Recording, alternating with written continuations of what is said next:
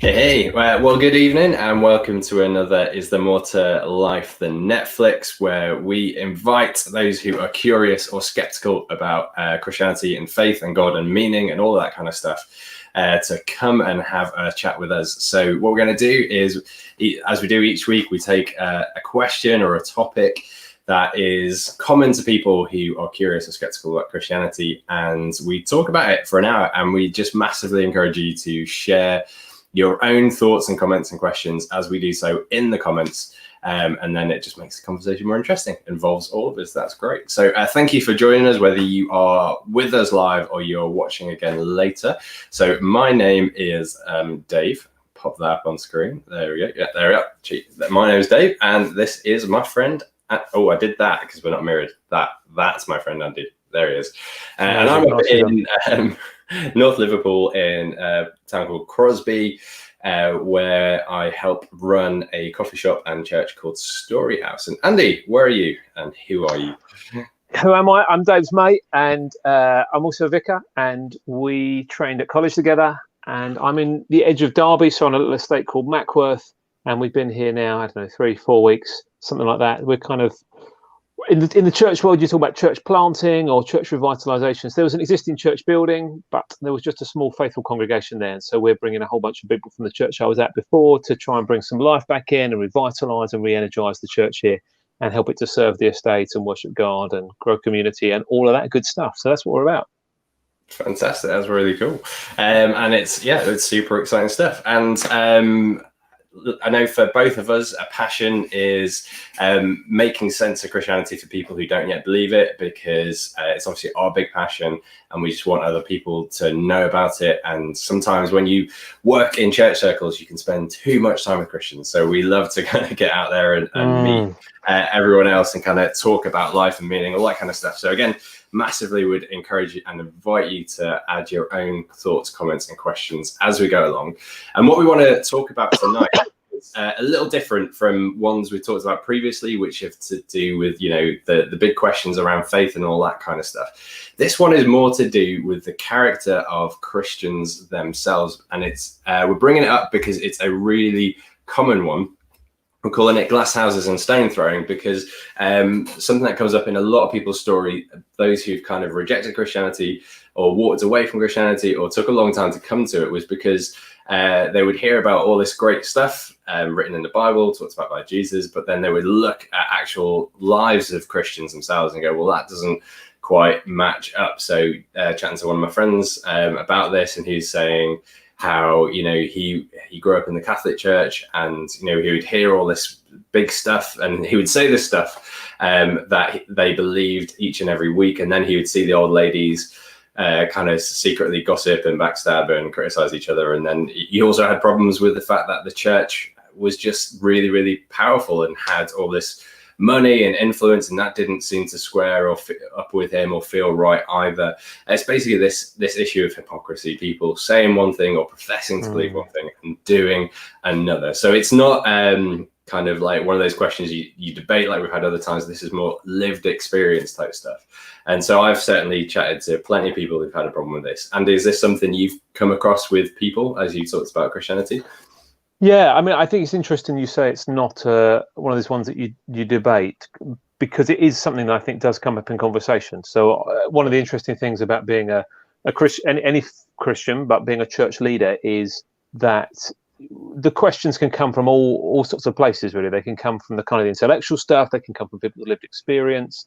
They can come from books people have read or things people have heard. And so you're kind of, you don't know where the conversation is going to go. But I think this is one that does come up. And I think it comes up from a number of angles, as you say. It can come up from a kind of, I've experienced this, Christians have done this to me, or I was part of a church and they did X, or if you look through church history, the church has done this.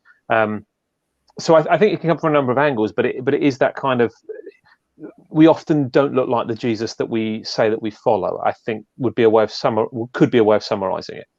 Yeah, no, that's a really helpful way of putting it. And you brought up some other stuff there. It's not just, anti-Mabel with the gossip problem. It's also like historically things that the church has done that seems massively out of line with what Jesus said, and current things happening. So then we're touching, you know, the various scandals that have happened within the church and where the church has tried to suppress that. So, you know, it's actually like some very major things, as well as just the kind of lived experience of seeing things. And I remember I've not read it. Did you ever read the book Unchristian? On a group. No, I haven't read it. I remember the report. Yeah, because there's a few of them, aren't there? These American guys. They kind of interview a whole bunch of Christians or people that were Christians, and yeah, I didn't read it, but it was one of the first ones they did, I think. It was, yes. So similar to yourself, didn't actually read the book, but I did read the report.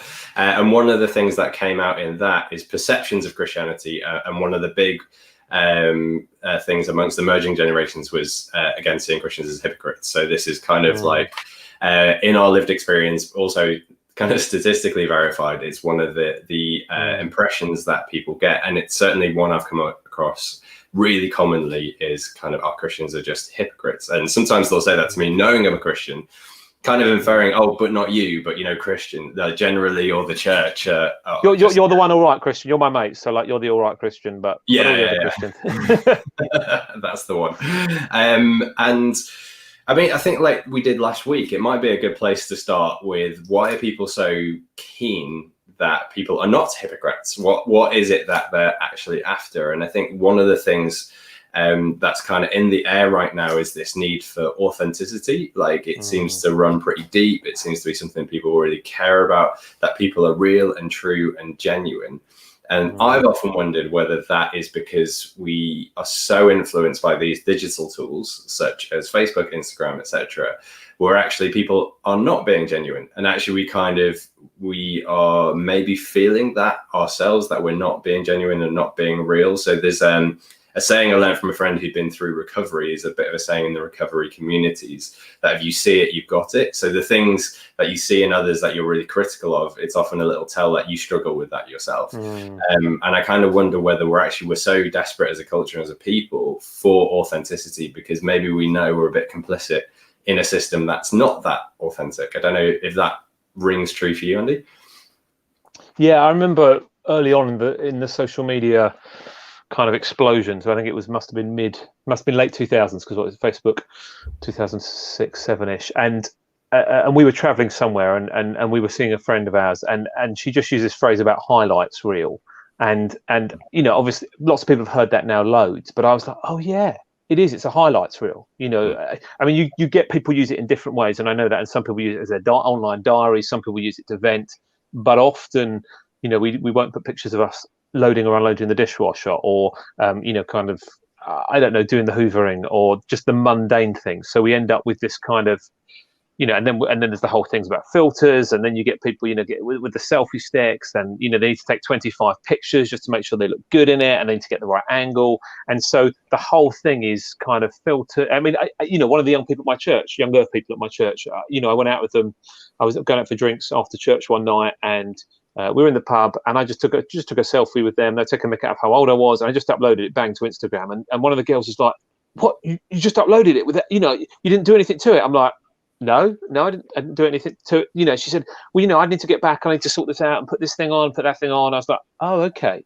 So I think there is, yeah. I mean, I suppose the harshest end would be inauthenticity, but the kind of the mild end of that is always putting a sheen or a shine, or kind of, yeah, you know, in that way. And I guess there's a spectrum, isn't there? But very few of us will kind of put warts and all of what we're like online. Yeah, I think that's fair.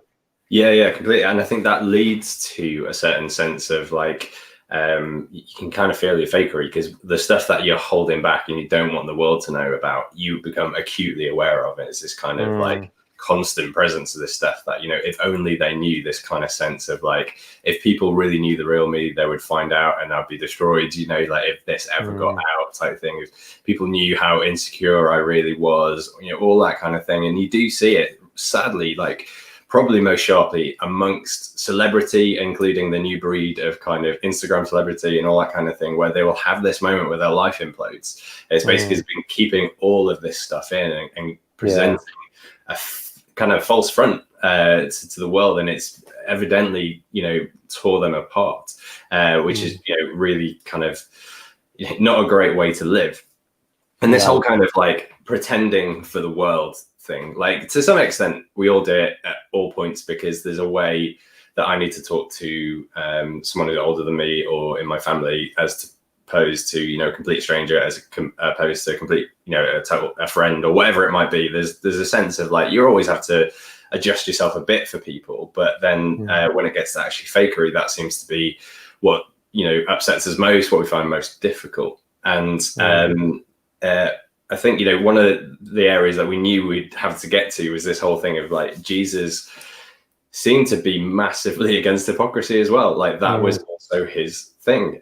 So let's get straight to that, because I think it'll lie at the heart of this. And you know, I've read it in several books now. I don't know how well attested it is, but some people think that Jesus may have even coined the term hypocrite, because there's no written sources before him that used it the way that he did. And before Jesus, it simply meant literally an actor. That was the name for an actor, someone who would literally put on a mask on the stage, pretend to be someone else. And Jesus used this term, and, you know, he may not have coined it, we don't know, but certainly no one seemed to use it before him, but he used it a lot, this term actor, to talk about certain types of people.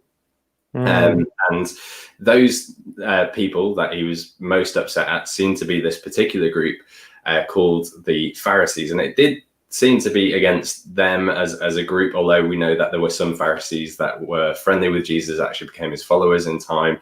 But there was something about the way that they as a group operated that Jesus felt the need to criticize repeatedly. And his thing seemed to be around this whole thing of fakery, of acting, of doing one thing whilst you were doing another. So to give just one example, was you know, he said, you know, the Pharisees are kind of like teaching people rules to kind of honor their parents and stuff, whilst them facilitating a system whereby elder people were kind of robbed of their houses in order to get the money from it and stuff. And so this is like, you know, you're professing this one thing, you're doing another.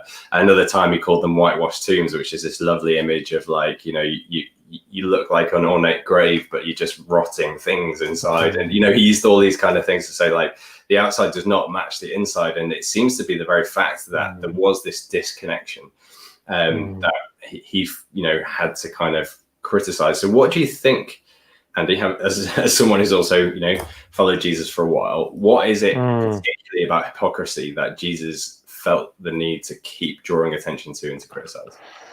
Yeah, I mean, because we knew we were looking at hypocrisy tonight, I did have a quick look, and I kind of, in Mark 7, Jesus calls them out really, and they're saying, why don't your disciples live according to the tradition of the elders instead of eating foods and with defiled, you know, instead of eating their food with defiled hands? He said, as I was right when he prophesied about you hypocrites. And then he says, these people honor me with their lips, but their hearts are far from me. They worship me in vain. Their teachings are merely human rules.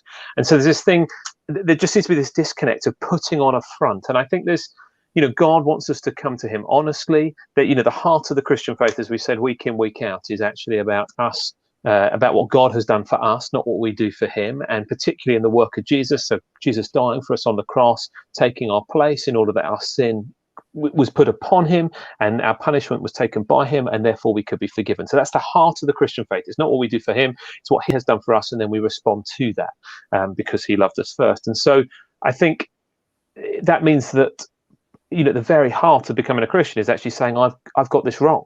You know, I've messed up. I need you to do this for me. I can't do this for myself. And again, Jesus uses this wonderful image of a tax collector who weren't well thought of at the time, not because they collected the taxes, but actually because they used to skim money off, and they were in league with the Romans, so they were hated by the Jews. And then of a Pharisee the Pharisees were so well thought of because they had lots and lots of rules they had to obey, and they were really seeking for the kingdom of God to come by their obedience. It wasn't that they were bad people in that sense, but they were longing to be kind of holy God people, really. And Jesus says, look, you know, these two guys, they went into the temple. The Pharisee says, you know, thank you, God, that I'm not like these people. Thank you that I'm not like that. And then the tax collector goes in and he beats his chest. And he says, you know, woe for me, I'm a sinner. And Jesus says, which one goes away right with God? It wasn't the Pharisee, it was the tax collector. And so there's this with at the heart of the Christian faith is a need to acknowledge you know, our sinfulness before God, and the fact that we you know, that he's the one that forgives us. And so if we're putting on a front towards him, there's a sense, you're denying the ability for God to be able to act in our place. You're actually saying, I don't need your help, I can do this on my own. And I think there's, Augustine got very big about pride, comes into that. It almost stops that ability for God to work. And I think that's a big part at the heart of this hypocrisy thing. Does that sound fair? Yeah, no, completely. And I think, it's a parallel I keep coming back to time and time again. And I just find so much in recovery groups like AA and NA, that's kind of like seems so close to the core of Christianity, which isn't surprising because it was a bunch of Christians who founded it, even though they, insisted it was for everyone, which why they don't make it too specific. But and I know there are Christian-based 12-step groups and all that kind of thing. But I just like the practical nature of the 12-step groups, and also they have within it this just raw, brutal honesty that is unafraid of the truth, including the complete messy parts of ourselves. And last week we were talking about how it's often difficult to talk about judgment and that kind of stuff, even in church, because people are so sensitive to that kind of talk and they don't want to hear it. It sounds too negative.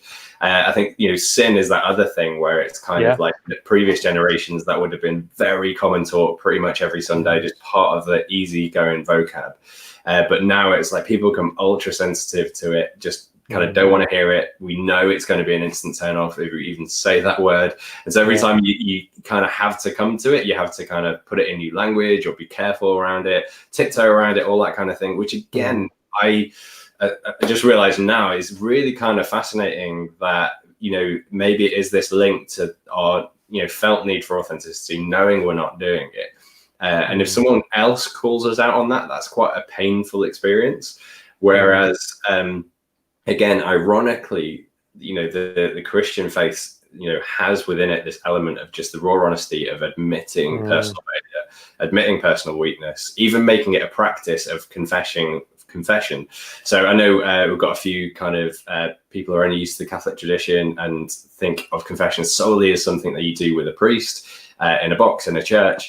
But in many other denominations and historically, it's happened in lots of other ways. And it seems to be a common practice amongst the early church, and that's carried on through of just as a regular practice. One of the things you do is you go to another Christian you trust and you just lay out where you've messed up, laid out your insecurities, laid out, all of the stuff, the things that you turn to for comfort and strength instead of God, whatever it might be. And you live openly. And again, that's just what reminds me of the 12-step thing, is just they've got these rules written down so they don't hide anything, they don't pretend. And that's one of their big things is you cannot pretend, you cannot lie. And I was listening to a podcast a few weeks ago with this guy. It's really fascinating. He's written a book about it now, but he was in a recovery group. He had severe kind of addiction to alcohol and drugs. His parents put him into rehab, basically. And part of this rehab process was he got a job at the end of it, having met his conditions with, I think it was Dell, literally selling computers in a shopping center. And he got promoted faster than anyone else has in Dell's history, from literally, bottom of the ladder, selling their computers in a shopping center up to quite a senior management position. And it is because he was actually used to this practice of 12-step, of never fake it. If you don't know, you ask. If you made a mistake, you confess it instantly. You don't pretend. And actually that made him incredibly attractive as a person, incredibly trustworthy as a person. It meant that he could get kind of promoted through the ranks quicker than anything. And actually what's really interesting about his story is just how unique he is. It took someone who'd been who'd bottomed out through alcohol and drug addiction and was dedicated to the 12-step process in order to be that honest and to be that open with others. And actually, most, if not all of us, our worst nightmare is our co-workers knowing when we've messed up, what mistakes we've made. And certainly we see that kind of all spheres of life, people actually pretending they're something else. And so when we talk about this kind of sin stuff in the context of Christianity, people don't want to hear it, scared about it, all that kind of thing. But actually, a little bit like the judgment thing we talked about last week, is actually when you start being open with your mess and dealing with it, then you actually have a way to move forward through it, and it actually gives the resources to kind of deal and walk forward. So again, it's the thing we're afraid of is Christianity actually gives us the resources to deal well. Yeah, yeah, and I think one of the verses I really love from the Bible, it says it's God's kindness that leads us to repentance. I think often we, as you say, we think about it as a kind of a really negative thing, but actually, if human beings, as we believe, are made for a relationship with God, and our sin, or you could think of sin as selfishness or putting something in the place of God that isn't God. There's all sorts of ways of thinking about sin, but actually, if those things get in our relationship, in the way of our relationship with God, then it's got to be a kind thing to lead us away from those things to things to the person that satisfies us fully. But I think you're right. There's sometimes when we're really honest. I think it was Brené Brown. She talks about who's an author, talks about vulnerability hangovers. Is that right? Yeah. My wife is obsessed, and yes, she has mentioned this many times. Yeah. And again, I need to credit Lizzie for it because I've never read Brené, and she'll kind of hang draw on quarter me for quoting her really without having read her. But the idea that, and we probably do this quite a bit when we kind of talk, when we do a sermon or whatever on a Sunday, and you'll lay part of yourself open, so you'll kind of share a personal story or a personal failing, and afterwards you're like, oh my goodness, did I share too much, or what do people think of me now, and you get this kind of vulnerability hangover, and that's in the context of wanting to point people towards Jesus, but we get that. So I understand that it's not easy, like it can be quite hard to do that, and I wonder whether for church leaders we, particularly in my context, you end up on a stage with a microphone and some lights, and the danger of kind of playing to that and wanting to look good is always there in the back of your mind. You have to kind of hold on to that and go, wait a minute, this isn't about me, this is about Jesus, this isn't about me looking good, this is about him. And so therefore I need to be able to lay my failures open before people, in order for them to see how good he is. Not in a weird kind of public counseling kind of way, but actually saying, look, we're in this together. All of us are kind of messed all up. All of us don't get this right all the time. But even knowing that, the kind of the thing in the back of your mind is, how am I going to look? How are people going to perceive me? And then the days after, you're like, oh, did I overshare? With all that sort of stuff goes on, I think. Yeah, completely. And it, like, to the extent that I'm surprised how few kind of church leaders, vicars, whatever, I've experienced over the years who are willing to open up to the fact that they're imperfect in public, whether that is a conscious decision or, I suspect, an unconscious decision, just something they've not realized they're doing.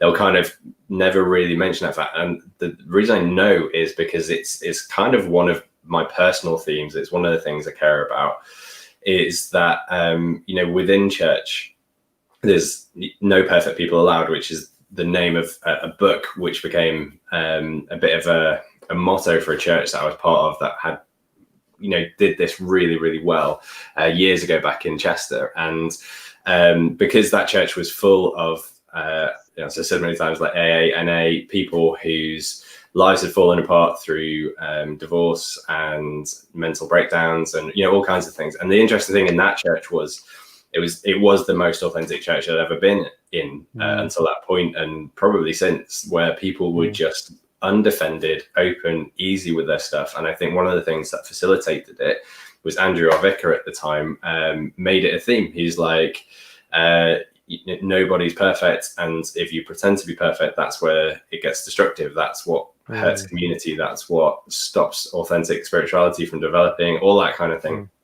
And it did make for an amazing character of that community, of people who just weren't pretending to be anything other than they actually were. And so I've always kind of carried that forward as something I really care about. And whenever I do mention it, I'll always get at least one person who's massively surprised that someone at the front with the stage is actually owning up to the fact that they've got faults and failures and flaws. Yeah. And like you say, there's a way to do that. There's a way not to do that. It's not free therapy, but it is like kind of admitting, we've got issues. And yeah, I just saw that comment there. No perfect people allowed. That's a motto. Yeah, it's also a very good book. Probably still available. I don't know. I bought it years ago, but yeah, really worth getting hold of that one. It's really excellent. But yeah, I've not heard of that. I do like that, and I think, one of the things. So we've just again, we just put together this little promo video for church, which we're going to show on Sunday, just to really try and connect with the estate. Really, we're going to throw it out and say, look, there's something new happening here. And one of the things I say in it is, look, this isn't the church is a hospital for sinners, not a home for saints. And although I didn't coin that, that's been used by many people. And I say in the video, look, all of us have got stuff in our background. All of us have got things, questions and doubts.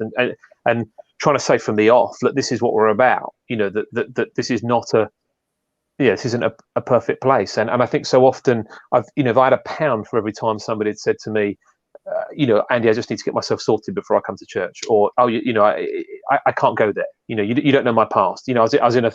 I went to meet some people just yesterday. It was so funny. I'm brand new on the estate, pretty much, and somebody took me around to meet these guys, and she's like, "Don't swear, I got the vicar here," and they're like, "Flipping it, where do you think I grew up?" Like, do you know what I mean? Do you know what I mean? We visited friends in prison. We lived on a social housing estate. Like, we used to go clubbing. We go down the pub. Like, when we know that, and I've got stuff in my past as well. But it's interesting what people think, and I think Jesus is fascinating, because I think for most Christians, what happens is we either slip into being exactly the same as kind of the people we're around, or we become very judgy and separate ourselves away from people. And one of the things I think is beautiful about Jesus is he's like completely consistent and authentic and holy, and he never kind of he never does anything wrong, and yet people were attracted to him. People wanted to be with him. People know, it may be that some of them were just looking to get healed, or just looking for a miracle, or looking for a kind of a show or whatever, but actually people did want to be around him. And there's this incredible thing that he doesn't change when he's around different people, but people wanted to be with him. And yet so often as church, we find neither of us. People don't want to be with us, and we change with other people as well. I find that fascinating. Yeah, it's really interesting. You've got these two kind of ends of the spectrum. I've experienced both, where it's kind of like I've had that conversation with people where like, no, I couldn't go to church. You don't know the things I've done. And then you'll press them and be like, this is fair. Like literally everyone, no matter what you've done, and then they'll be like, no, really, I've really done things wrong. Like they're in a special category of wrongness. And then this other one that we're kind of responding to, where like who look at Christians and be like a bunch of hypocrites. They're terrible and they do all these kind of things. And it puts me in mind of like Jesus, who actually, I think the thing about him was that he would spend time and be with everyone, like across the spectrum. I think that was the thing. And the fact that he spent time with certain groups of people was what made other certain groups of people angry. So one of the insults thrown at him and criticisms of him was he is a friend of drunkards and sinners. So in other words, he hangs out with people who party too hard, certainly aren't good religious people, and sinners being a bit of a technical term for people, who did business with the Romans, who were like the occupying enemy type thing. People who were like untouchable, unclean because they'd betrayed the people or done some things so terrible. Their profession was bad, and so they couldn't be part of it. And Jesus seems to have mixed with absolutely everyone, including non-Jewish people, including the Samaritans, which is this very close people group that there was, a lot of bad blood between the two of them. They hated each other. And Jesus just seemed to be happy to hang out with them. And so the criticism came that actually the problem with this Jesus guy is that he hangs out with imperfect people, with messed up people who got mistakes and all that kind of thing. And again, when you look at his response to those two groups of people, it seems to be, very broadly speaking, a welcome for those who knew they were broken, and confrontation and challenge for those who were pretending to be good on the outside. Yeah. And I think maybe that's what it comes down to. And maybe, one of the things that Jesus was dealing with was knowing that we've all got mess on the inside, but he took particular issue with those who were pretending they didn't. Yeah.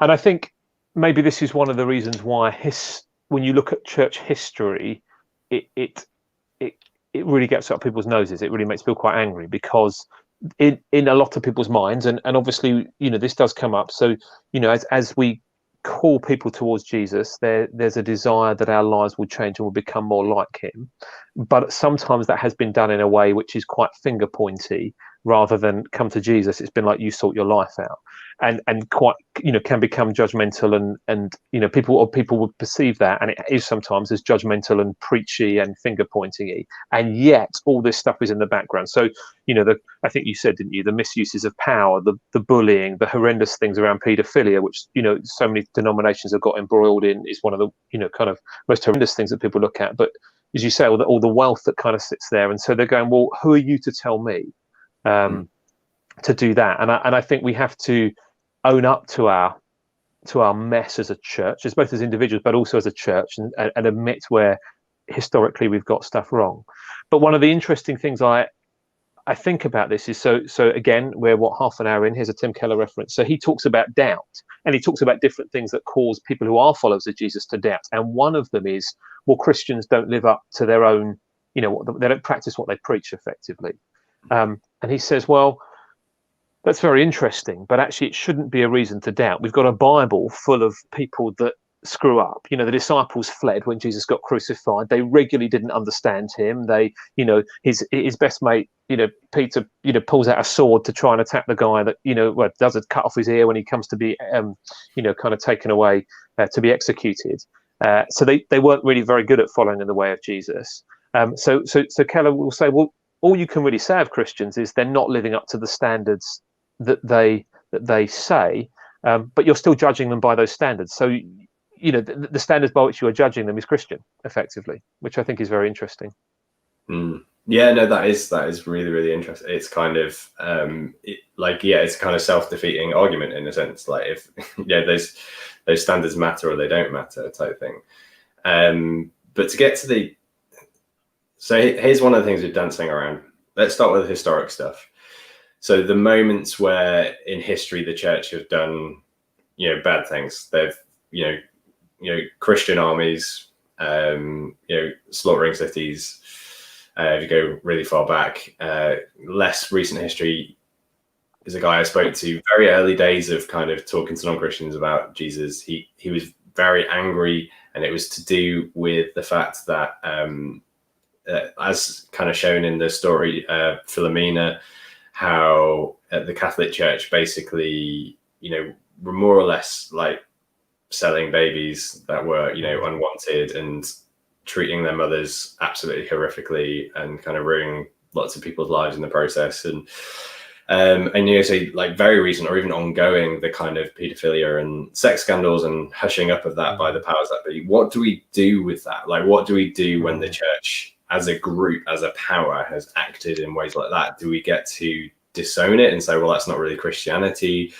Do we own it but be like, they made a mistake? Some people have gone as far as apologizing on behalf of the church. Like, if you are a Christian looking at that, what do you do with that? Yeah, I think it's so hard, isn't it? It's really challenging. I mean, I think you have to own it. I think I often start with saying sorry, really, which means very little, in terms of it doesn't take away that pain. But I think if people have been hurt by church personally, particularly now as somebody who is, the church isn't just an institution; it's an institution made up of people, or a community made up of people, of which I am part and now a leader in it. So I will often own that and say, look, on behalf of, I want to say sorry. In fact, in this little video we're doing on Sunday, I say, look, if you've been hurt by church, I want to say sorry, because I'm aware that on the estate that I'm in, various churches haven't behaved very well in the past at different points, not immediately behind me, but, that have gone on, and there's still hurt and pain in the community because of that, and my sorry isn't going to heal that. But I want to be honest about that. So I think that's definitely got to be in there. And I often end up in conversations in pubs with people and will say sorry. I just say, look, I'm so sorry, on behalf of the church. And yeah. Yeah. So there is that kind of like rebuilding bridge thing. And I know my wife Lizzie is part of Saltwater and Honey as My, which helps people who've been through child loss and infertility issues. And they had like a day for women, and a couple of friends who were female vicars were there as well, helping with the day. And they apologized on behalf of the church for the pain they'd put childless couples and childless people through by their dismissing and kind of suppressing of this issue and all that. And it just unleashed a lot of healing for the people in the room. That really did need to be said, like that. A mistake was made, and we're kind of sorry about that. And it did help those people who had been hurt.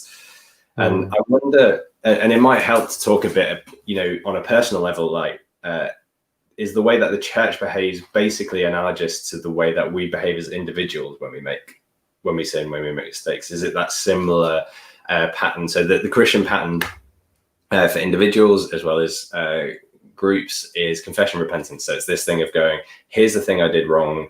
I am going to do the opposite from now on. That's essentially what it's about. I know, God or seek to try. Yeah. Yeah. For at least the next 1 to 30 minutes and until next time or whatever it might be. Yeah, completely. It is that kind of attempt to kind of change around. So it's confession, repentance thing. Is there a similar thing to be done as a group body, as a corporate body, of going, actually, that, confession, that wasn't okay, we need to turn around? I think there has to be. I mean, yeah, for I mean, when I was a kid, and this is just kind of natural wisdom, really, parents, I don't know if they did to you. My mum would say something like, saying sorry means I won't do it again. It's all very, you get that thing where somebody kind of would go to church on a Saturday night so they could do confession, so then they could go out later on that evening and crack on and do whatever they like, and then go back to confession the next week.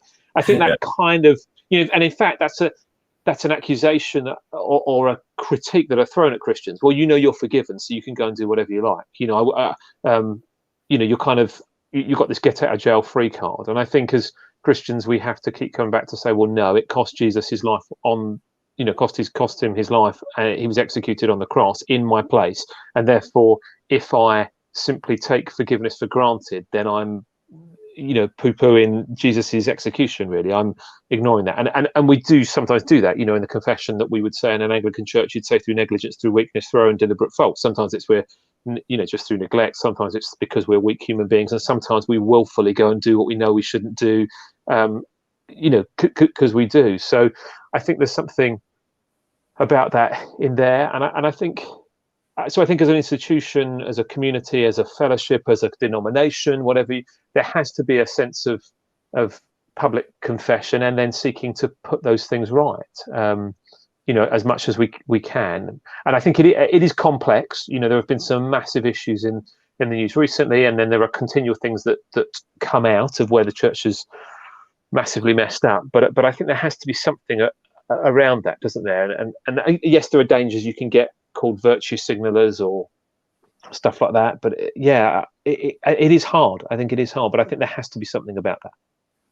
I'm going to kind of roll a couple of comments together here because it kind of speaks to this. One is one of the questions that has come up for me recently is the church a safe place?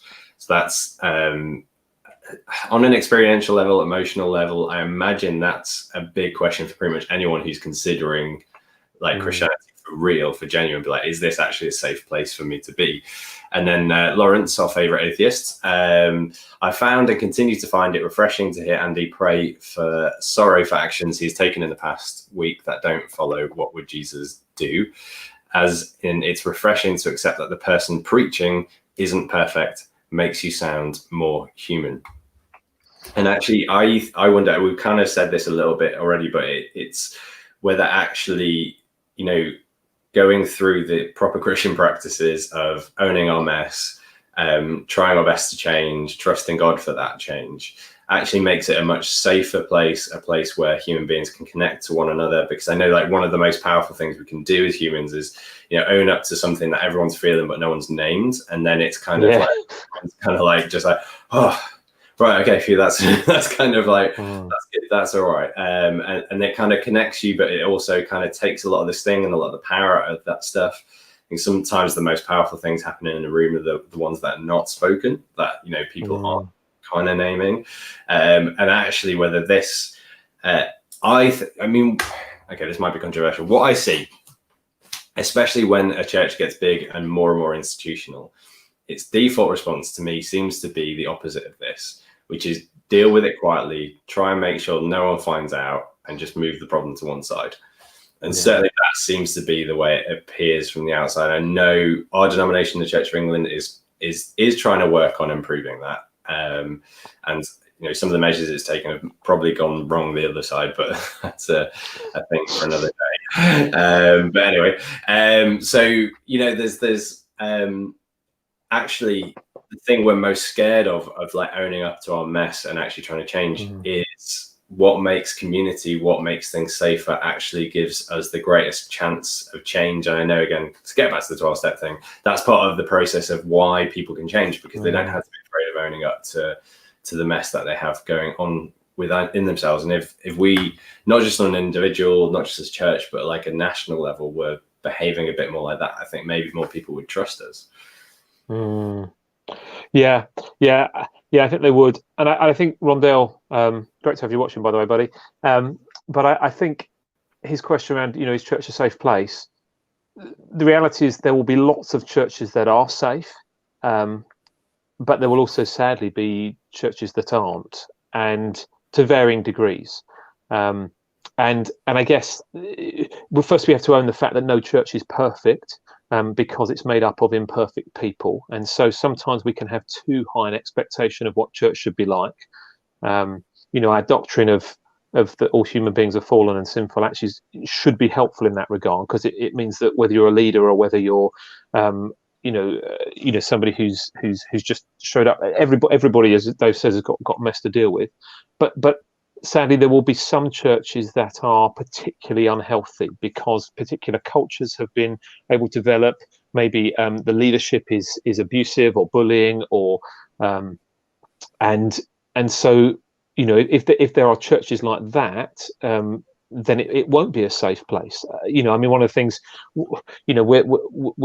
I'm literally just starting, so it's a different ball game, really. I'm in a honeymoon period at our church, but one of the things I'm saying from the off is, look, guys, we're going to get stuff wrong. We're going to get stuff wrong because I'm going to get stuff wrong. We're going to get stuff wrong because as a church we're going to get stuff wrong, and we need to be able to name that. What I find interesting is the way that some churches have dropped kind of public confession, really, and I don't mean the boxes, but I mean the public saying sorriness,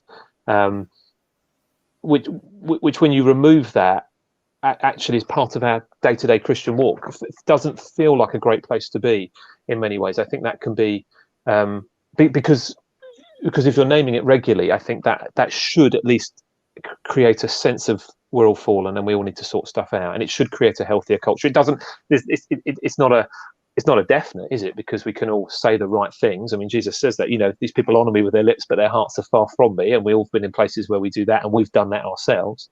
But at least if we're naming stuff regularly before one another and God, then you would hope it should be a healthier, safer place, I would have thought.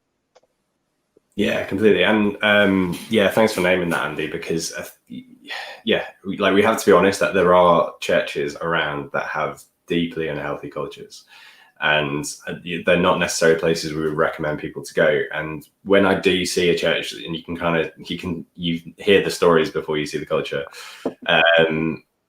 it does almost always seem to be around this issue of a church that can't be seen to be getting things wrong, and especially the leadership, they can't be seen to have done something wrong, so everything gets hushed, everything gets hidden.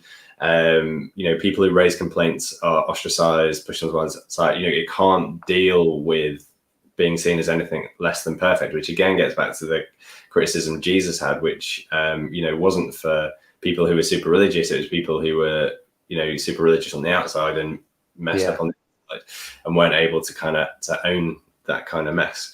And that is really interesting. But at the same time, every church you go to is full, like as we've been talking about, is full of messed up people.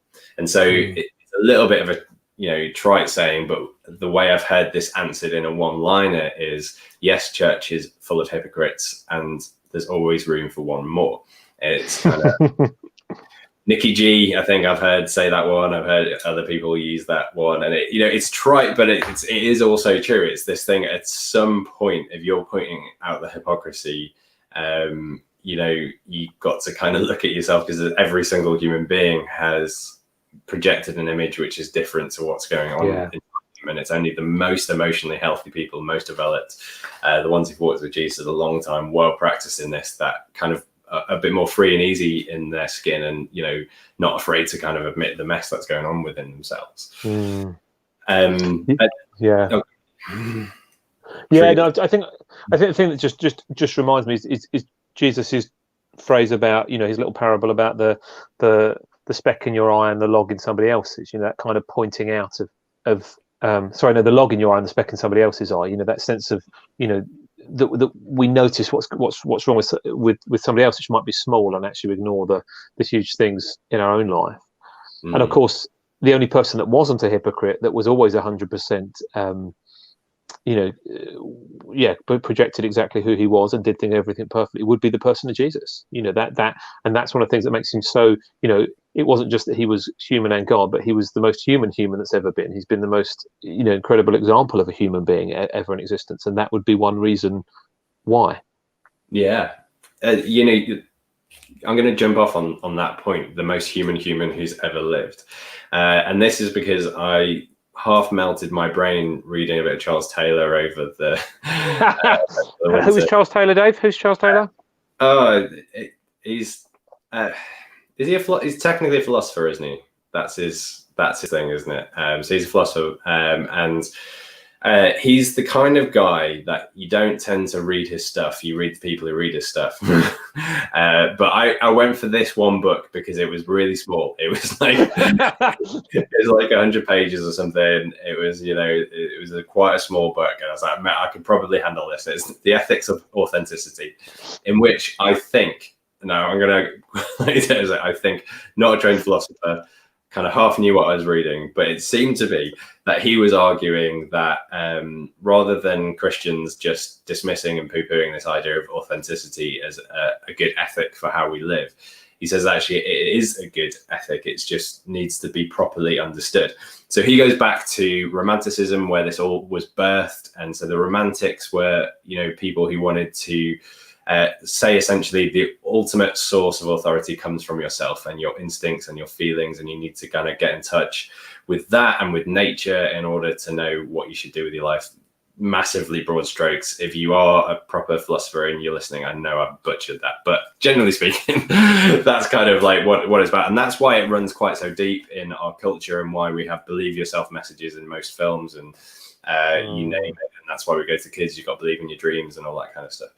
And why we feel it's so important. It started with the Romantics. Anyway, so he's arguing that there is a form of authenticity. And basically, after a lot of processing and reading through Jesus and all that kind of thing, I think that you can understand Jesus as wanting us to discover our authentic selves and be our authentic selves. It's just that we have lost touch with who our authentic selves are, and we are not yet our authentic selves. And I think that's what's different, is like the way that we experience it in culture is basically, if you really enjoy doing something and you really feel you should do it, then do it. And that's kind of like the guideline. But as this is a line I've stolen, sometimes your strongest desires are not your deepest desires. So actually the things that you really need and really need to get in touch with sometimes are crowded out by these surface shouty type desires and saying what we are and what we should be about. But actually, when you think about it in that sense, Jesus is the most human that ever lived. And by walking in his example, we don't become first century traveling preachers from the Middle East. We become who we were meant to be, like us, without the brokenness, the flaws, the insecurities, the mess that we've been talking about. And actually the kind of confession, repentance stuff we're talking about, you know, that owning up to the mess and changing is an essential part of becoming the authentic you. It's just that you've not yet become the authentic you. And that pain we experience when we hold in the fact that we've done something that doesn't feel right is authenticity. We are actually not living up to our true human ideals, who we were meant to be as people. So I think actually, as you do follow Jesus, you become more yourself, and that self being the person you were always meant to be, the most human version of you, the fullest kind of version of you. And you know, the Gospel of John talks a lot about how Jesus came to give life and life to the full, and you know, all that kind of thing. Quite against the image that we often think of like religion as a straitjacket or repression. It's actually trying to enable the full version of yourself, and authenticity being the opposite of hypocrisy. So actually the Christian position, I would argue, is working against hypocrisy and for authenticity. Now, is that, have I done a fair thing, Andy, there, or is that me trying to wiggle contemporary ethics No, into what Jesus teaches? no. Who am I to speak against Charles Taylor? Again, never read any of his books, but read the books about the people that have read his books, and listened to people that have read him as well. No, I think I think it's fascinating. I think if we believe that God created us and that God wants the best for us, and often people don't believe that. They don't believe either of those things. Firstly, they don't believe God exists, and if He did exist, then He's actually just here to spoil our fun rather than to lead us into kind of what we were made for.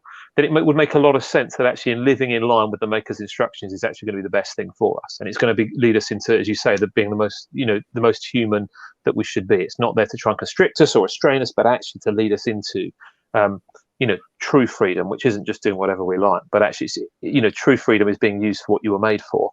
Have you heard those illustrations about, you can use a hammer for all sorts of things, but a hammer is at its best when it's hitting a nail into the wall, because that's what it was made for. So when is a hammer most free? It's actually most free when it's been used for what it's made for. And I think that makes a lot of sense for us as human beings, really. And I wonder whether, this whole thing is, I know you said this when we were talking about some other things, not even on this, just offline at some point. And you said that actually, what are the other options, like actually to do with some of the stuff that we've got? What are the other options actually to do with our sin, our mess, our screw ups? Like, actually, as Christians, we can take them to the cross, and we believe that Jesus paid for them. But otherwise, what you find is people kind of they push it down, they kind of relativize it and say, well, I'm not as bad as so and so. They try and outweigh it by the good things they do. There may be some other things, but actually, for me, I know those things I got rid of because of what Jesus did, and that is freeing, I would say. And it is. I find it fascinating, and I'm pulling a lot on this, but that the 12-step program, in wanting to be accessible, still couldn't get rid of "you need a higher power."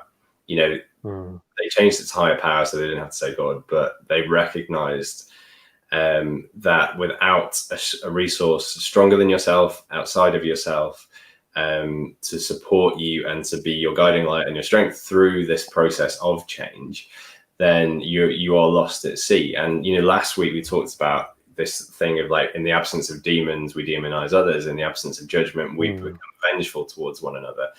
In the absence of somewhere to take the mess that every single human being has in their lives and the mistakes they make and the deliberate, all of the mess that we carry, without something, without somewhere that to go, I wonder, that's why things get quite so messy in small cultures and big cultures.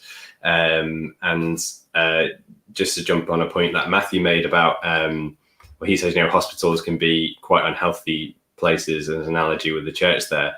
I wonder, a place full of sick people can make for an unhealthy culture.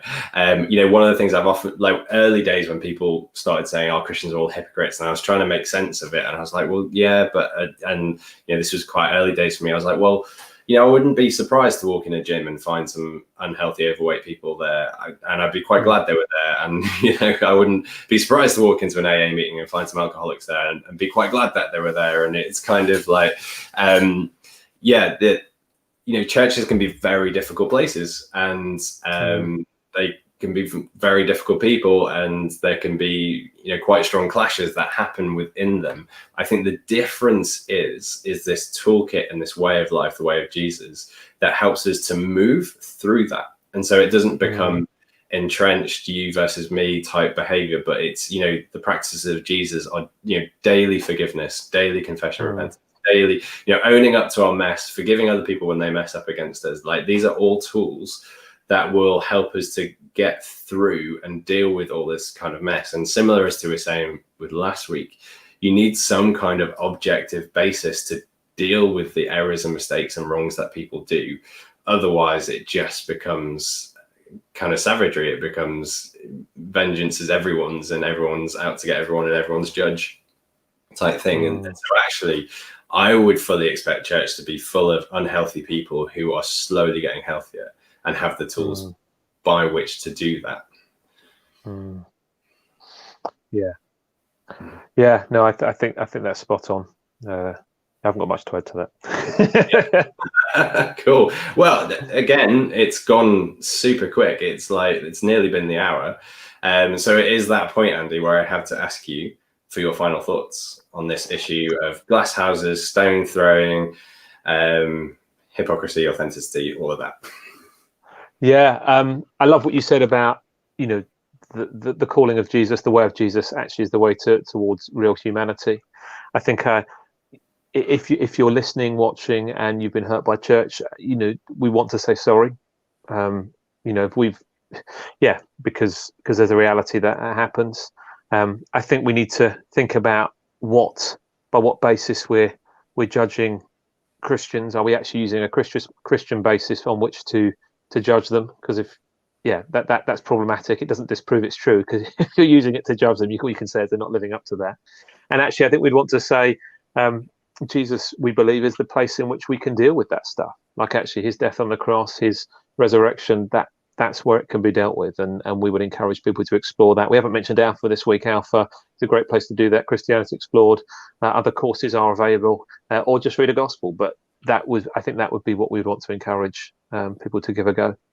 Yeah, no, absolutely. And I think kind of, say something very similar, that, you know, you hate hypocrites, so does Jesus, and he's the single best path towards authenticity, like the true version of you.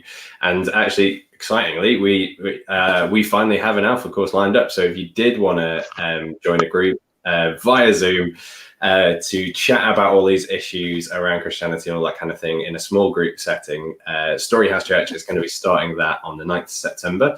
So you've got a good long time to think about whether you want to do that or not. So we're going to be starting it after the summer holidays, even though the summer holidays just feels the same as every other time right now. We're still kind of observing them for some reason. So after the summer holidays, we're going to be kicking it off. So just keep watching the social media channels for that, or message through Facebook or our website if you want to get in touch. And if you want to find out any more about Storyhouse, we are on, we have a website, storyhouse.community. We're on Instagram, YouTube, and Facebook, all at /Storyhouse Community, one word. Andy is at St. Francis Mackworth. How can they find out more about St. Francis? Yeah, same places as you just said, but at STF Mackworth. Drop us a line, and we'd love to converse. If you're anywhere near Mackworth, come and say hello. Yeah, wonderful. So thank you so much for joining us tonight. If you found tonight useful, you know anyone who would benefit from it, give it a like, a love, or a share, and we will see you again next week.